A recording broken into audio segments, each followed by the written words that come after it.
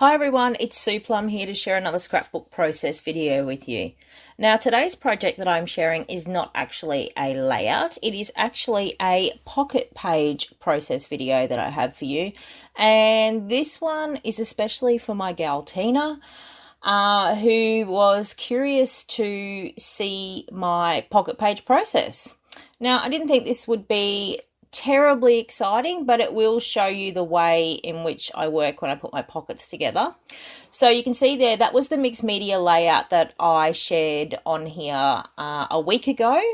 And this is the companion page that I created to go with it. So I created this pocket page immediately after I had finished the other one. So I actually still had everything out on my desk. Like I said, that page there, the mixed media layout was fresh, and while it was fresh, I moved straight on to creating this. Now, the way I usually create this is obviously I figure out what photos I'm going to use, I get my sleeve out, I work out where I'm going to put my photos and tuck them in there, and then generally I tend to work from top left to bottom right. So just like when you are reading a book, reading a page on a book, I just work from left to right and top to bottom. That's just the way my logical mind works. So you'll actually see that the page protector that I'm working with there, I think it's a Becky Higgins Project Life. I think it's style A. So it's got two 6x4s on the top row.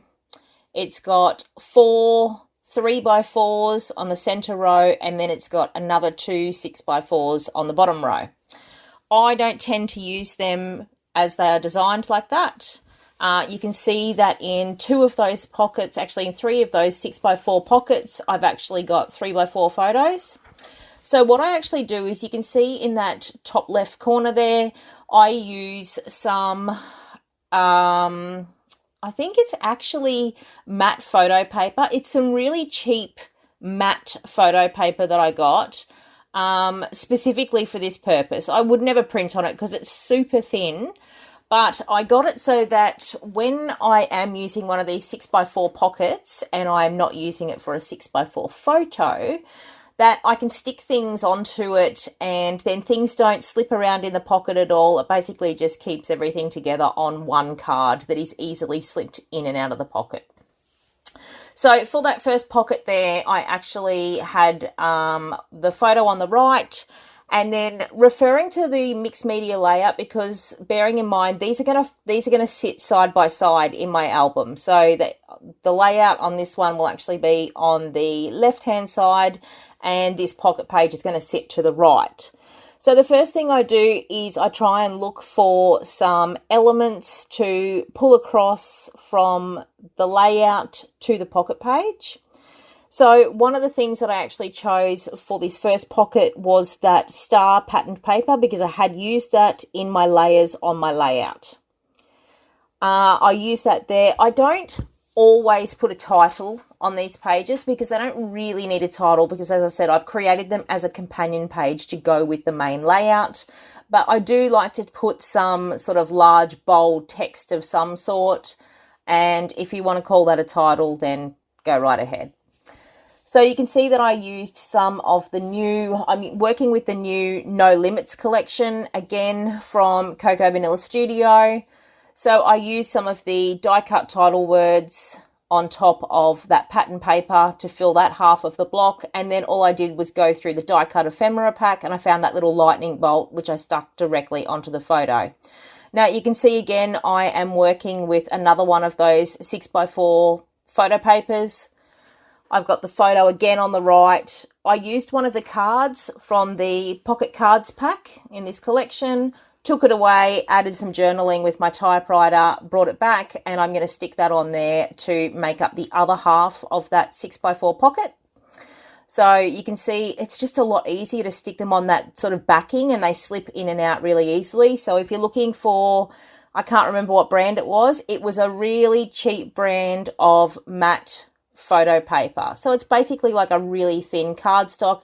If you wanted to go to all the trouble of cutting up your own sort of backing, just cut some thin cardstock to measure 6x4, and it just tends to help hold everything together. Then I'm just looking for a really simple embellishment. There was a big sign behind the boys in that photo, which was a little bit distracting.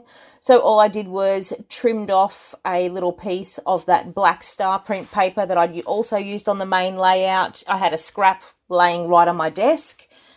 And that's one of the reasons that creating the pocket page straight after you create the layout is handy, because you have all the scraps and everything that coordinates already sitting there. You don't have to go looking for anything. So then I stuck a little sticker from the accessory sticker sheet also on top of that little bit of paper, and bam, that was another pocket done. I am now working, you can see I'm working in that center row now. So again, I'll basically I am thinking ahead about where I'm going to sort of place things, but when I'm actually sticking things on, I tend to work, as I said, top to bottom, left to right. However you do it is however you do it. It doesn't matter. Some people like to work in a more sort of random scattered fashion. I tend to go for more order. So the only thing I did to that photo on the left-hand side there was stuck one of the little phrases. Now that came from the cut-apart sheet from the A5 paper stack. So they're scaled down larger than the 12x12 paper, and I just stuck that directly onto the photo because it didn't need another thing. Okay, so next pocket on this page, you can see I'm digging through the die cut ephemera pack here. Now I will go back for anyone that didn't see my previous video, and I'll just touch on what the subject of this page was. It was the day that my hubby and I took our boys to go and get their COVID vaccination. Now, I'll give the same disclaimer in this video that I gave in the previous one. I'm well aware that people may have differing views on vaccinations, and I respect the fact that you're entitled to your own opinion, but I really don't want you to put any sort of political comments arguing for or against, or arguing about the validity of vaccinations in the comments of the video, because it's not really the forum for it. I respect your opinion. Please respect mine. Okay, done. Let's get back to it. So on that card there, I had the pattern paper background. I also had the little rocket and the label that I hand wrote on. I don't mind my pocket pages having a mix of both typed journaling and handwritten journaling at all. I don't go for perfect when I'm doing these pages. I really just want to get extra photos and story documented. That is the whole purpose of this. If I want to fluff around with things, I do it on my 12x12s. That's sort of my artistic method. And then on these, it's just a case of get them in, get them done, get them documented, because really these are the things that my kids love to see in the album, because there's always heaps of photos and heaps of details, and yeah, it really excites them. So in that middle row there, I had 2 photos of my boys. I was unsure if I was going to stick any sort of text or icons or anything onto the photos, and in the end I decided to keep the photos blank because there was already a lot of text going on this page, and I knew that there was going to be excuse me, more journaling going below those photos, so I thought there was enough, and I just left those 2 photos alone. Working down in that bottom left corner, again I had a photo on one half of this card. I put patterned paper on the other side, so I continued down that star print paper again. I had that little pennant there that says, "You're the best." Now, the reason I chose that was because it carries the title over from my mixed media layout that goes with this, because the title on that was "You're the best." And then I just had to find a little label, which I just sort of chopped the side off, and I butted it up against the photo to add, again, just a little bit of handwritten journaling. Stuck that down, popped that in the pocket. And as far as I'm concerned, that was another pocket done.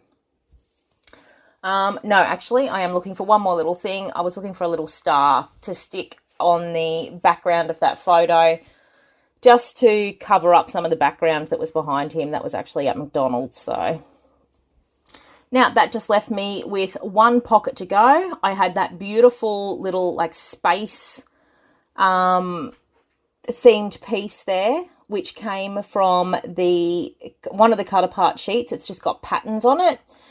I added some strip journaling that I had typed up on my typewriter and cut, and then I also had I had printed a copy of the little "I've had my COVID vaccine" sticker that they got and stuck that on there. Then I was just looking for an arrow to point at the sticker. I thought the circular sticker worked really well because it looked like it was like part of the galaxy. Tucked that one in, and that was done. Easy as that. So I wasn't touching it anymore after that. Excuse me, I got a frog in my throat tonight. So there's a look at the 2 pages. That's how they'll sit side by side in my album. And simple as that. Look at all those photos that are done. All those details are done. And hopefully they will enjoy looking at that one too. So there you go, Tina. I hope you had enjoyed a look at my pocket page process. If any of you want to see another one of these again, let me know. And I'm only too happy to do one. Thanks, guys. I'll see you next time. Bye.